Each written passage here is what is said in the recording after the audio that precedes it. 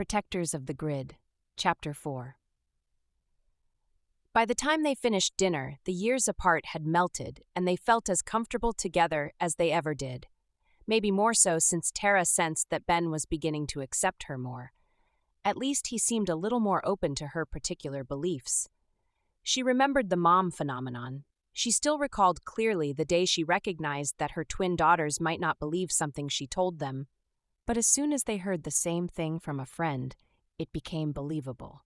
She was glad Ben's friend had opened his eyes in a way she had not been able to. That's what's important. His eyes are open. Ben drove her to his Bayside condo and carried in her suitcase. "Come on, I'll show you to your room and give you the grand tour. You might be the only woman in the world who leaves home with only one suitcase. Okay, you lead. I'll follow." Tara's first impression of his home was that it was typically male. While the living room and kitchen were beautiful, they were sparse and clean. In fact, so clean she was sure he had a housekeeper or cleaning service. The views out the windows were stunning, but the furniture was sleek and cold. White leather, few accessories, no pictures on the walls, absolutely no personal touches. He led her upstairs to the guest room, which to her surprise was lovely, a little warmer than downstairs with at least some color in the throw pillows on the bed, and the room boasted its own terrace. She immediately went to the French doors and threw them open. It was dark, so she didn't know if the terrace would have a view of the water, but she could smell it, the salty, fishy smell of San Diego Bay. She could feel the energy of the tide. She smiled. At least she would be comfortable while she was here. He showed her where his room was down the hall and his home office, all on the same floor. Then he took her to the rooftop terrace, which was amazing. She could see the lights on the boats in the bay and knew in the daylight hours the view would soothe her soul. Lastly, he led her down to the first floor. It turned out the entrance was on the middle floor, and her soul soared more. Not for herself, but for Ben.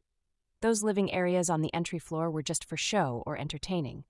She could feel that this is where he lived. The blue fabric sofa had a cardinal-colored Stanford University throw casually tossed on the back. The furniture was old, heirloom quality and traditional. This room was warm. "I like this room best," she told him. "Yeah?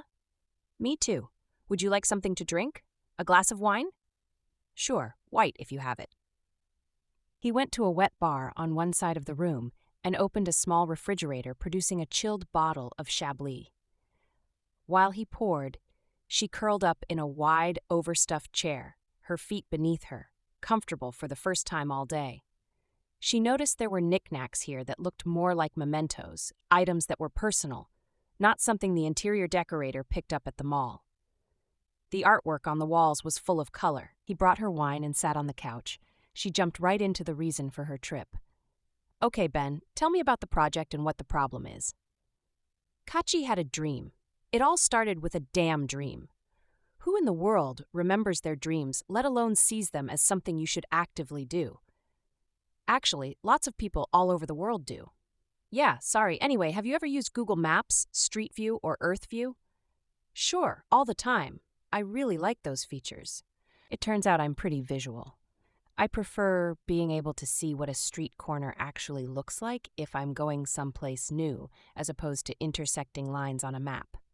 It's pretty helpful in law enforcement, too. So in his dream, instead of you seeing photos taken at some random point in time, Kachi envisioned a system where you could see what's actually happening at a particular place in real time. Any place, any time. You could see whatever is moving. So, for example, if you live in Arlington and you want to see the Gay Pride Parade in San Francisco, you can watch it live on your computer screen. Or if you live in San Diego and you want to see how Carnival is celebrated in Rio de Janeiro, just pull it up. It's kind of like bringing virtual reality to life in your living room. That sounds pretty cool, but doesn't the military already have satellites that can do that? Sure, but they aren't going to let the world use those for entertainment purposes.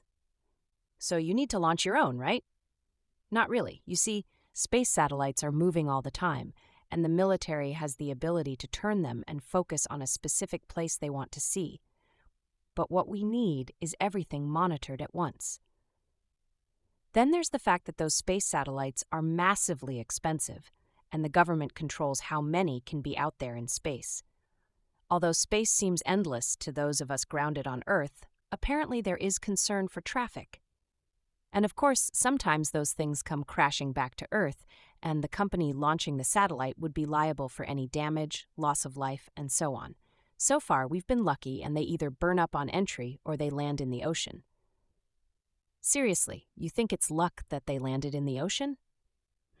Never thought about it, but that's quite coincidental, isn't it? Okay, so how do you envision this working?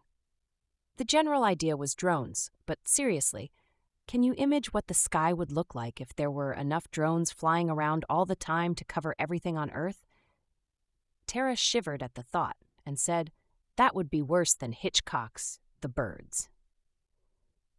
Exactly, not to mention what it would mean for airline and space travel.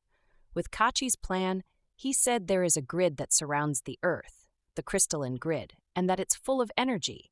He thought we could power tiny cameras through this grid, so we developed tiny little satellites the size of a postage stamp or about the size of a digital camera memory card. And we finally have them functional. It's amazing what they can see from tens of thousands of feet away. Tara could feel Ben's excitement building. He might be stressed about this project, but it was also something he was excited about. It sounds pretty awesome. So what's the problem?